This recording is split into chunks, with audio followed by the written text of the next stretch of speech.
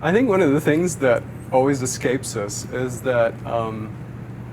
we often don't think so much as cities as environments and collective systems that have their own specific dynamics. And I think the realization that cities are special and they do something special that's understandable is becoming clearer and clearer, particularly as we look throughout the world and cities in history as well as different levels of development. And what is absolutely critical to get about cities is that cities create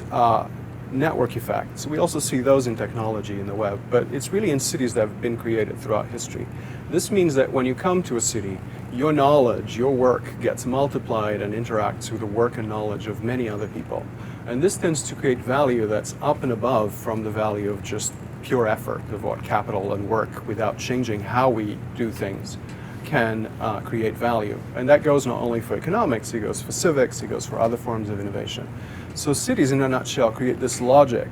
of increasing returns to everyone's activity, basically an amplification of our creativity that really creates change that's not zero-sum. So in a city, for somebody to gain something, it's not necessarily true that somebody else needs to lose something. And the sooner sort of our politicians and our planners understand that and play to the special dynamics of cities, the sooner we'll be able to create truly fast and human-centric human urban development. I think the most pressing challenges of urban sustainable development really have to do essentially with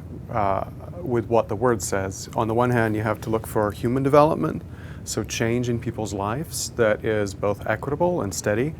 and for that development to be sustainable, meaning that it has increasingly fewer and then eventually no impacts on the Earth's natural environments. Now, we don't know how to do either of those things very well, and so the opportunity is that we're seeing this process unfold throughout the world, that there are ways to learn about it, both scientifically and in practice, that can make a big difference, so that will allow us to do much better, much quicker. The most promising solutions for policies and practices in urban planning that address challenges of urban sustainable development really have to do with shifting the traditional model of planning from very large-scale master planning, which is still necessary for some aspects of infrastructure, but to really start thinking about the experience of individuals, households, neighborhoods in the city, and to be able to compare the challenges faced and opportunities faced by different kinds of people in the city. Cities are very complicated environments where people have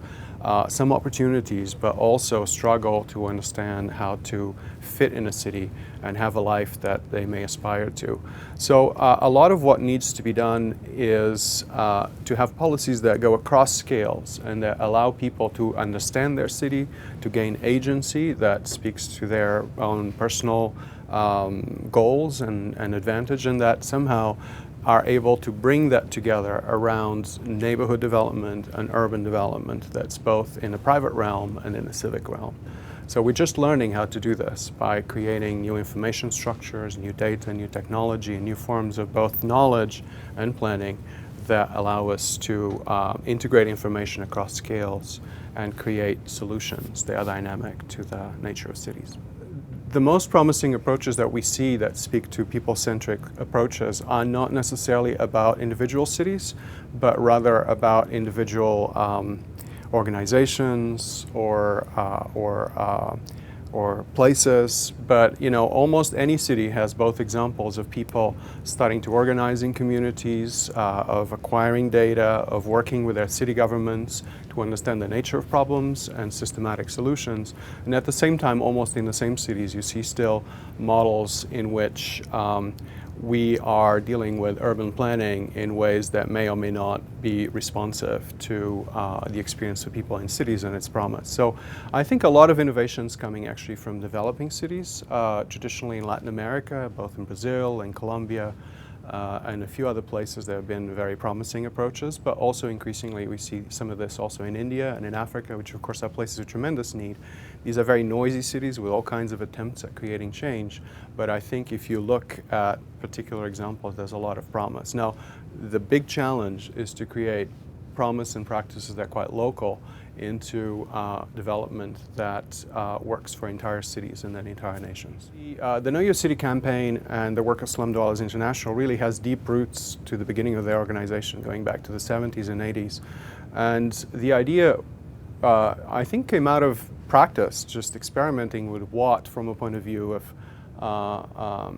community organization and community advocacy, would work to create change and create dialogue with local governments. And what they discovered, interestingly, is the same thing that maybe almost a researcher like me would have come up with, which is that you need very good evidence about parts of the city, lives of people that are poorly understood. So this is what Slum Dwellers International started to do. And when we joined forces a few years ago, what we worked together to do was to create systematic ways to create neighborhood-level census, community census, that in places particularly where, because of the scale of the problem at the neighborhood level, but also because of the scale of national statistics, that information didn't exist. And the idea has been not only to address and solve the fundamental problem of urban planning, which is to integrate both local information with larger scale information, but also to create a voice for human-centric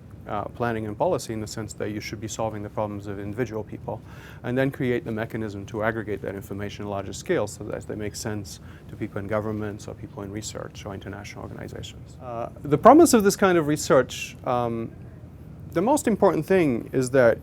you finally actually understand how cities work. So what are cities? Cities are really places where a lot of people come together, mostly strangers. By social, civic, economic interactions, they create opportunities, new economic models, new entrepreneurship, new models of civics, and that, when that goes well, creates the magic of cities. So fast human development, that's also economic development. It's by being able to see how that works across scales from the entire city, which is a lot of my own work before, all the way to the individual in the neighborhood through time, and how essentially cities amplify human creativity as well as value, as well as kind of infrastructure and solutions, that you start understanding sort of how cities are able to create sustainable urban development on the whole, but also for individual people, and create the change that we want to see in the world. I think that the idea of people collecting their own data is out of the box. We're just all doing it. We're doing it, either we are aware of it or not, with our cell phones, with the ways we act in the world, sometimes intentionally, for creating solutions in cities, civics, neighborhood census.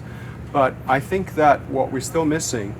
is ways for this data, this information, to really serve civic purposes that create urban sustainable development. So the idea is that data becomes an instrument to know and to understand problems better, but also to coordinate people, sometimes people that are in opposite sides of a question, towards finding a solution. So for example, when you create a map of a neighborhood and you identify what it needs and what it has and doesn't have, and show that